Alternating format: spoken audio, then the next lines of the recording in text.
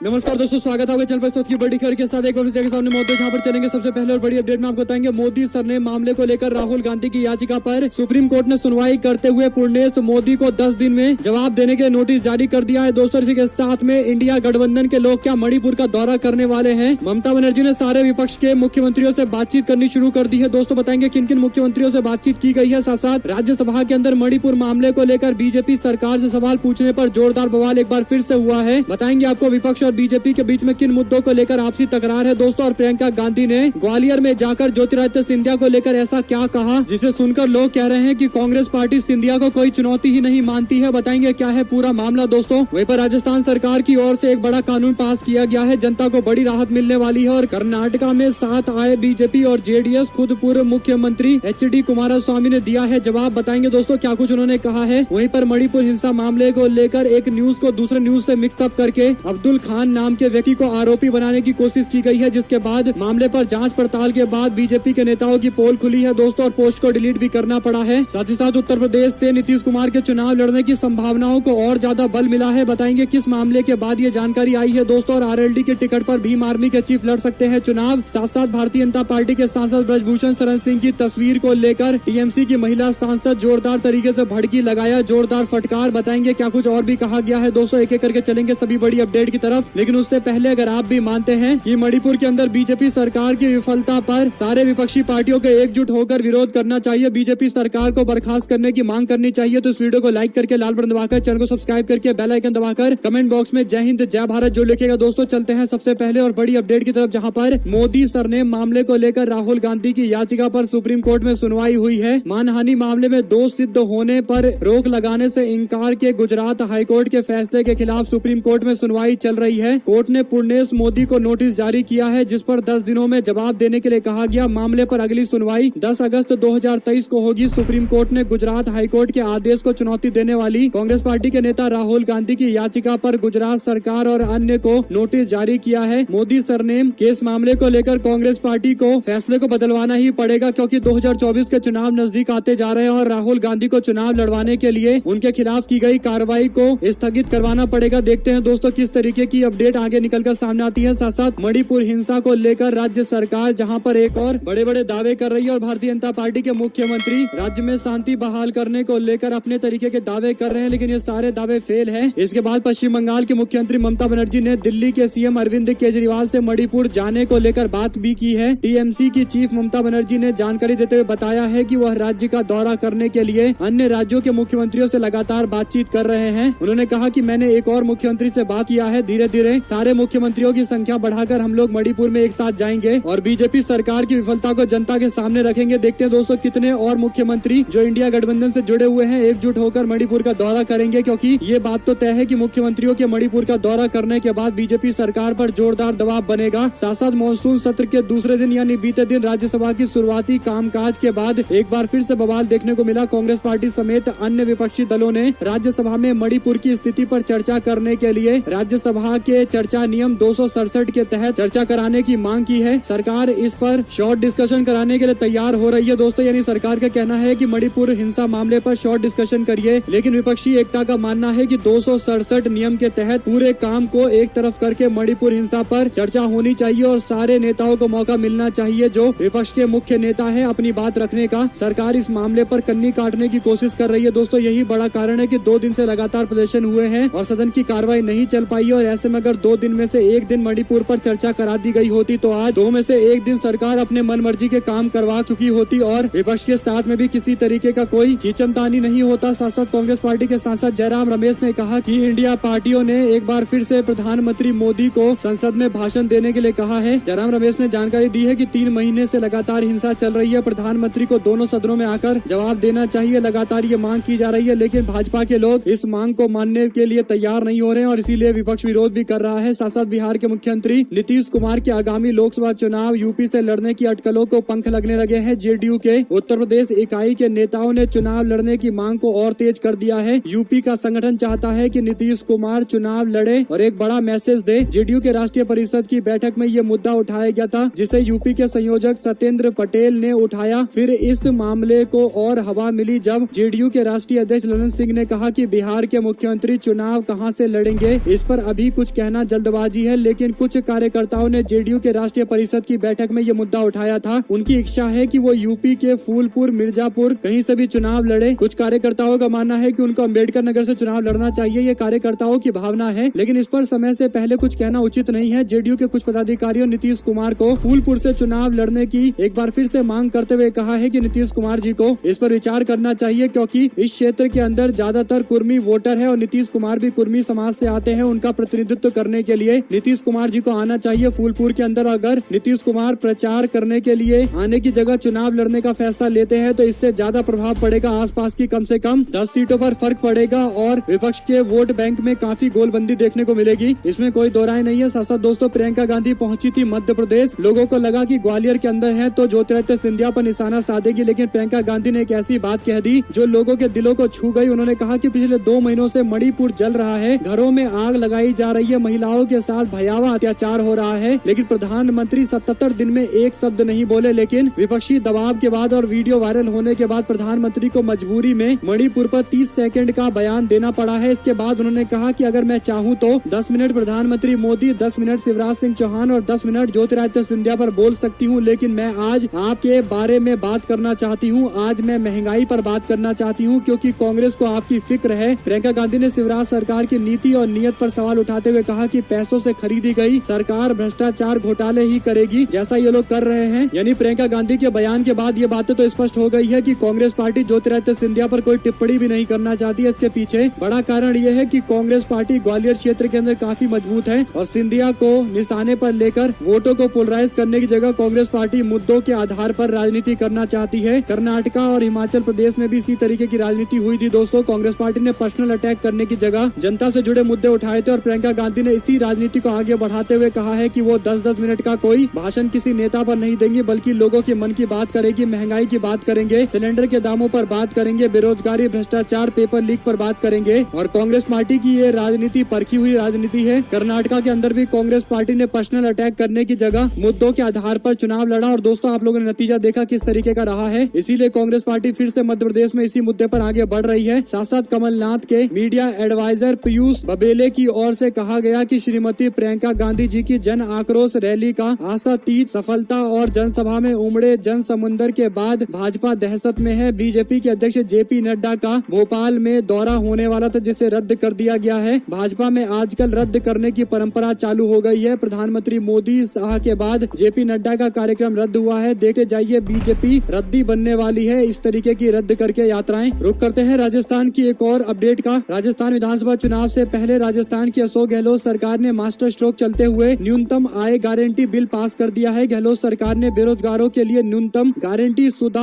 आय यानी minimum guarantee income bill शुक्रवार को सदन में पेश किया है। इसे विधानसभा में चर्चा के बाद पारित कर दिया गया है। इस बिल के तहत मनरेगा में मिलने वाले 100 दिनों के रोजगार को 125 दिनों का कर दिया गया है, यानी 25 अतिरिक्त दिन का राज्य सरकार जिम्मेदारी ले रही है। और इसके बाद एक और महत्वपूर्ण बिल में जानकारी ये है कि जितने भी लोगों को पेंशन मिल रहा है, खासकर कमजोर वर्गों के लोगों को, उनके पेंशन को पहले 1000 रूपए रखा जाएगा और इसके बाद हर साल 15% का इजाफा किया जाएगा। यानी दोस्तों, महंगाई को देखते हुए, विकास दर को देखते हुए, समय जिस तरीके से आगे बढ़ रहा है, सरकार ने ये अभूतपूर्व फैसला लिया है। जो कांग्रेस पार्टी योजनाएं केंद्र में जब हुआ करती थी सरकार तब लेकर आती थी, उसी तरीके की योजनाएं राजस्थान में लागू की जा रही है। मनरेगा योजना को और ज्यादा मजबूत किया गया है, जबकि सोशल सिक्योरिटी के लिए पेंशन की स्कीम को भी लाया गया है। दोस्तों, अशोक गहलोत लगातार समाज के हर वर्गों को राहत पहुंचाने की कोशिश कर रहे हैं, चाहे महंगाई को लेकर राहत शिविर लगाने का मामला हो या फिर बेरोजगारी के मसले पर कई सारे रोजगार के स्कीम लेकर आने का मामला हो, या फिर दोस्तों पेपर लीक मामले पर कठोर से कठोर सजा का प्रावधान करने का मामला हो। राजस्थान की अशोक गहलोत सरकार एक के बाद एक बड़े फैसले ले रही है। इसमें एक फैसला चिरंजीवी योजना भी है, आप लोग जानते हैं, जिसमें कई सारे लोगों को फायदा मिला है। आप लोग की जो भी राय हो लिखकर जरूर बताएगा। साथ साथ दोस्तों, अगले साल होने वाले लोकसभा चुनाव को लेकर भारतीय जनता पार्टी ने 350 सीटों का लक्ष्य रखा है। भगवा पार्टी तेलंगाना और केरल जैसे राज्यों के अंदर अपनी पार्टी का विस्तार करना चाहती है, लेकिन भारतीय जनता पार्टी की स्थिति पश्चिम बंगाल और त्रिपुरा जैसे राज्यों के अंदर और ज्यादा खराब हो गई है। दोस्तों, गृह मंत्री अमित शाह ने 2024 में बंगाल भाजपा के लिए 25 सीट जीतने का लक्ष्य रखा है, लेकिन ममता बनर्जी के राज्य में इस लक्ष्य को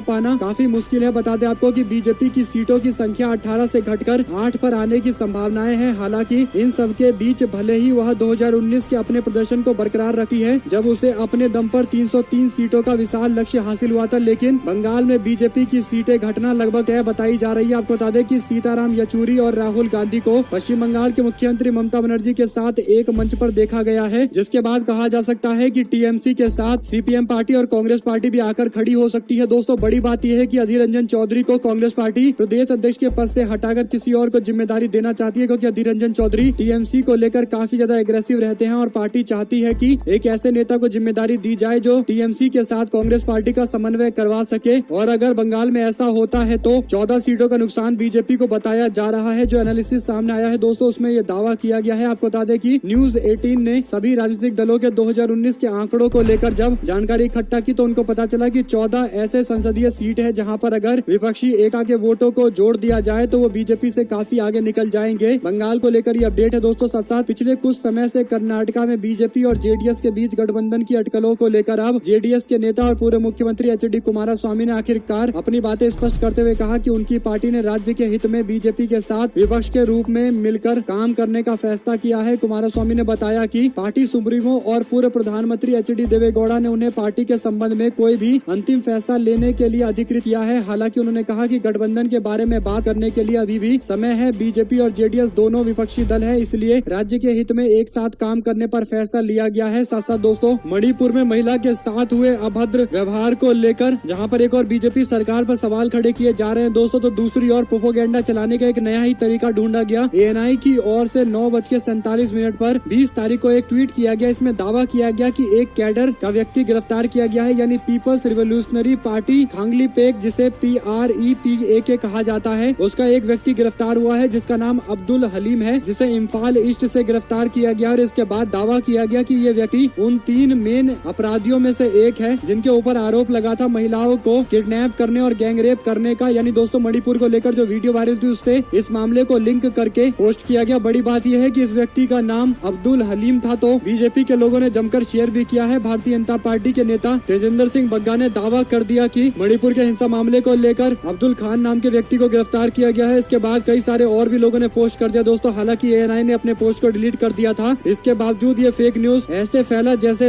मानो कोई इंतजार में ही बैठा हो, इस तरीके की फेक न्यूज का। और उसके बाद दोस्तों, पुलिस प्रशासन की ओर से जानकारी देते हुए बताया गया है कि ये 2 अलग अलग मामले हैं। जिस व्यक्ति को गिरफ्तार किया गया उसको इम्फाल से गिरफ्तार किया गया और किसी और मामले पर गिरफ्तार किया गया है। उसका महिलाओं के साथ हिंसा और गैंगरेप के मामले से जुड़ा हुआ कोई भी अपडेट नहीं है। कुल मिलाकर दोस्तों, आप लोग समझ जाइए कि किस स्तर पर उतरकर राजनीति की जा रही है। राजनीति या फिर यूं कहिए प्रोपेगेंडा फैलाया जा रहा है। वहीं पर रेप और हत्या के केस में दोषी करार दिए गए डेरा सच्चा सौदा के प्रमुख गुरमीत राम रहीम को 7वीं बार पैरोल मिलने से हरियाणा सरकार की आलोचना हो रही है। राम रहीम को रेप के मामले में 10 साल और हत्या के मामले में उम्र कैद की सजा हुई है। सजा मिलने के 2.5 साल के अंदर ही उसे 7वीं बार पैरोल मिल गई है। राम रहीम 20 जुलाई को 30 दिन के लिए पैरोल पर फिर से बाहर आ गया है। हरियाणा के मुख्यमंत्री मनोहर लाल खट्टर ने कहा कि हमने बाबा राम रहीम के मामले में कुछ हमारी तरफ से नहीं किया, कोर्ट नहीं किया है। जो भी किया है, हर कैदी को अधिकार होता है कि वह पैरोल ले, ये उसका अधिकार होता है। कोर्ट ने ये तय किया है। जेल मेन्यू के हिसाब से पैरोल तय होता है। राम रहीम यूपी में रुकते हैं, पैरोल के दौरान हरियाणा नहीं आते। वैसे भी राम रहीम को सजा के पहले 2 साल एक बार भी पैरोल नहीं दिया गया। कुल मिलाकर दोस्तों, मुख्यमंत्री के इस तरीके के बयान पर आप लोग क्या कुछ राय देना चाहते हैं, लिखकर जरूर बताएगा। साथ साथ ममता बनर्जी की सुरक्षा में चूक का मामला सामने आया है। सीएम आवास के पास एक शख्स को गिरफ्तार किया गया है। आपको बता दें कि कोलकाता पुलिस आयुक्त विनीत गोयल का कहना है कि कोलकाता पुलिस ने सीएम ममता बनर्जी के आवास के पास एक व्यक्ति को रोका, जिसकी पहचान शेख नूर आलम के रूप में की गई है। जब वह गली में प्रवेश करने की कोशिश कर रहा था, पुलिस ने बताया कि उसके पास एक बंदूक, एक चाकू और प्रतिबंधित पदार्थ के अलावा विभिन्न एजेंसियों के कई ID कार्ड मिले हैं। वह एक कार में यात्रा कर रहा था जिस पुलिस का स्टिकर लगा हुआ था। पुलिस STF और विशेष शाखा स्थानीय पुलिस स्टेशन में उसकी जांच और पूछताछ की जा रही है। कुल मिलाकर दोस्तों, ये काफी ज्यादा बड़ी साजिश का एक बड़ा मामला प्रतीत होता है। जो भी अपडेट प्रशासन की ओर से दी जाएगी आप तक लगातार पहुंचाते रहेंगे। साथ साथ अखिलेश यादव ने सरकार पर साधा निशाना कहा, मणिपुर को प्रयोगशाला के रूप में इस्तेमाल की जा रही है। समाजवादी पार्टी के नेता बोले, कहा मणिपुर में जो कुछ भी हो रहा है या हुआ है, ये संभव नहीं है कि देश के प्रधानमंत्री या गृह मंत्री को पता न हो। ये RSS की नफरत बांटने की राजनीति, भाजपा अपना वोट बढ़ाने के लिए मणिपुर को प्रयोगशाला के रूप में इस्तेमाल कर रही है। साथ साथ दोस्तों, कांग्रेस पार्टी, RLD और भीम आर्मी एक साथ आने वाली है। आपको बता दें कि भीम आर्मी के चीफ आजाद समाज पार्टी के नेता चंद्रशेखर आजाद पर हुए हमले के मामले को लेकर जंतर मंतर प्रदर्शन करने के लिए नेताओं की भीड़ देखने को मिली। इस दौरान सीताराम येचुरी भी मौजूद रहे। कांग्रेस पार्टी हरियाणा के नेता दीपेंद्र सिंह हुड्डा मौजूद रहे। आरएलडी के नेता मौजूद रहे और किसान नेता गुरनाम सिंह चड़ूनी भी मौजूद रहे हैं। दोस्तों, इन सभी नेताओं की उपस्थिति में चंद्रशेखर आजाद की ओर से स्पष्ट किया गया है कि वो इस तरीके के गोलीबारी या हमले से डरने वाले नहीं है। जो भी अपडेट आएगी दोस्तों, आप लगातार इस मामले को लेकर भी पहुंचाते रहेंगे। और साथ साथ आपको बता दें कि तृणमूल कांग्रेस के सांसद डेरेक ओब्रॉयन ने राज्यसभा के सभापति जगदीश धनखड़ को एक चिट्ठी लिखकर मांग की है कि सदन में 20 जुलाई को दिए गए उनके भाषण को सदन की कार्रवाई में रखा जाए, क्योंकि उन्होंने मणिपुर में चिंताजनक स्थिति पर सरकार से सही सवाल किया था। राज्यसभा में टीएमसी के नेता के भाषण के कुछ हिस्सों को कार्रवाई से हटा दिया गया है, जिसके बाद सभापति को संबोधित करते हुए उन्होंने मांग की है कि आप मेरे भाषण को पूरी तरीके से रखिए, क्योंकि मणिपुर के मामले पर सवाल उठाना कोई अपराध नहीं है। हमने वही चीजें बोली है जो तथ्य हैं। साथ दोस्तों, पश्चिम यूपी के अंदर रालोद का अच्छा खासा प्रभाव है। रालोद अपने उम्मीदवार कई सीटों पर उतार सकती है। हालांकि अभी तक सपा रालोद गठबंधन के 20 सीटों को लेकर बंटवारा तो नहीं हुआ है, लेकिन भीम आर्मी के चीफ चंद्रशेखर आजाद के द्वारा बुलाए गए एक कार्यक्रम को संबोधित करते हुए आरएलडी के नेता जयंत चौधरी के बयान पर अब चर्चाएं तेज हो गई है। जयंत चौधरी ने कहा कि भीम आर्मी के चीफ चंद्रशेखर आजाद जल्द ही संसद के अंदर होंगे। अब उनके इस बयान पर कयास लगाए जा रहे हैं कि चंद्रशेखर आजाद को सपा रालोद गठबंधन में सहारनपुर से उम्मीदवार बनाया जा सकता है। सहारनपुर की सीट से उनको उम्मीदवार बनाए जाने पर चर्चाएं चल रही है। साथ साथ भाजपा के सांसद ब्रजभूषण की तस्वीर पर भड़की टीएमसी की नेत्री महुआ मोइत्रा। उन्होंने कहा कि देखिए किस तरीके से जिस व्यक्ति पर यौन शोषण का आरोप लगा हुआ है वो पार्लियामेंट के सेशन में जाता है और किस तरीके से हंस रहा है। मोहन गुरु प्रधानमंत्री, अपनी आत्मा से पूछिए कि कैसे हमारे पहलवान इस इमेज को देखकर महसूस कर रहे होंगे। दरअसल दोस्तों, एक दिन पहले ही भारतीय जनता पार्टी के सांसद ब्रजभूषण शरण सिंह को कोर्ट ने जमानत दी थी और उसके बाद पार्लियामेंट के सेशन में हिस्सा लेने के लिए पहुंचे तो ये तस्वीर सामने आई है। साथ साथ कहाँ गई वो बेटी बचाओ बेटी पढ़ाओ वाली बातें। मणिपुर में दुष्कर्म को लेकर ममता बनर्जी ने भाजपा की सरकार को निशाने पर लेते हुए कई सारे सवाल खड़े किए हैं। उन्होंने कहा कि बिल्किस बानो के मामले में दोषियों को रिहा किया गया और बीजेपी सरकार में जो बेटी बचाओ बेटी पढ़ाओ का नारा दिया गया है वो भी पूरी तरीके से दूर दूर तक मणिपुर में दिखाई नहीं दे रहा है। भाजपा की महिला विरोधी नीतियां खुलकर जनता के सामने आ गई है। साथ साथ दोस्तों, कर्नाटका हाईकोर्ट के अंदर एक याचिका दाखिल करते हुए दावा किया गया है कि मुख्यमंत्री सिद्धरमैया ने कांग्रेस पार्टी के मैनिफेस्टो में जो वादे किए थे उसके कारण जनता ने उनको समर्थन किया है, जो एक तरीके से चुनाव के नियमों का उल्लंघन है। ऐसा इसलिए कि कांग्रेस पार्टी के मैनिफेस्टो में फ्री बीज दी गई थी, यानी फ्री की चीजें देकर वादा करके कांग्रेस पार्टी सरकार में आई है। तो ऐसे में कर्नाटका हाईकोर्ट को मुख्यमंत्री सिद्धरमैया के चुनाव पर रोक लगानी चाहिए। एक तरीके से उनको विधायक के पद से हटाने की मांग की गई है। देखते हैं दोस्तों इस पर सुनवाई के दौरान क्या कुछ निकलकर सामने आता है। एक बात तो तय है कि मणिपुर में जब से कांग्रेस पार्टी की सरकार बनी है तब से कांग्रेस पार्टी ने अपने 5 के 5 वादे पूरे करने को लेकर मजबूती से कदम उठाए हैं, जिसके बाद कई सारे लोगों के पेट में दर्द हो रहा है। साथ साथ दोस्तों, एएनआई के द्वारा फेक न्यूज छापे जाने पर कांग्रेसी कार्यकर्ता की ओर से एक पोस्ट किया गया और क्रिएटिविटी तरीके से एएनआई लिखने के लिए संघ के परिधान का इस्तेमाल किया गया है। साथ साथ दोस्तों, ज्ञानवापी मस्जिद परिसर में एएसआई के सर्वे को वाराणसी कोर्ट ने मंजूरी दे दी है। मुस्लिम पक्ष ने इसका विरोध किया था। देखते हैं इस मामले पर अगली सुनवाई 4 अगस्त को होने वाली है। साथ साथ बीजेपी के लोग कांग्रेस पार्टी सरकार से सवाल पूछ रहे हैं, जबकि कांग्रेस पार्टी के नेताओं का दावा है कि इस मामले पर कार्रवाई हो चुकी है और जिन लोगों को गिरफ्तार किया गया उनमें 4 एबीवीपी के कार्यकर्ता हैं। सवाल उठाने से पहले इस पूरे केस की स्टेटस रिपोर्ट देखनी चाहिए थी। वहीं दोस्तों,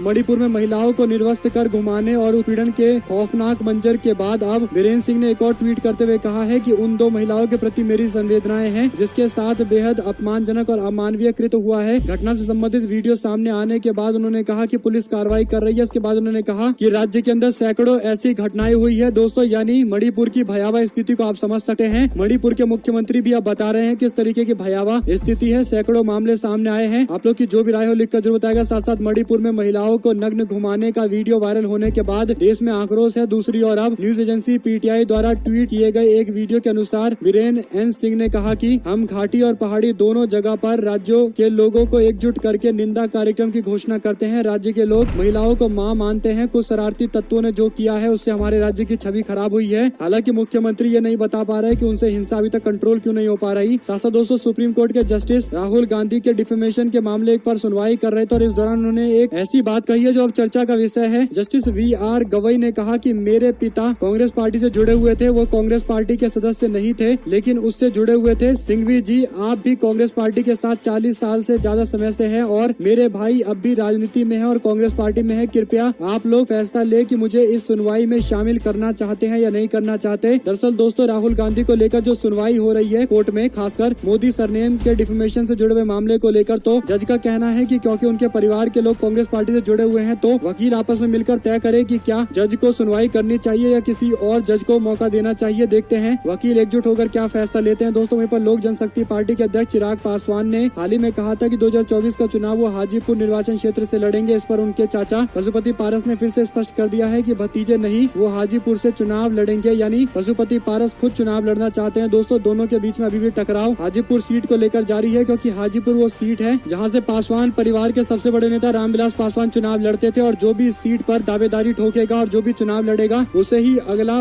राजनीतिक वारिस माना जाएगा। इसमें कोई दो राय नहीं है। अगर आप लोगों को ये वीडियो अच्छी लगी हो तो इस वीडियो को लाइक करके लाल बटन दबाकर चैनल को सब्सक्राइब करके बेल आइकन दबाकर कमेंट बॉक्स में जय हिंद जय भारत जो लिखिएगा। दोस्तों जुड़े दोस्तों का बहुत बहुत धन्यवाद। देख रहे थे आपका अपना चैनल जय हिंद जय भारत मातरम।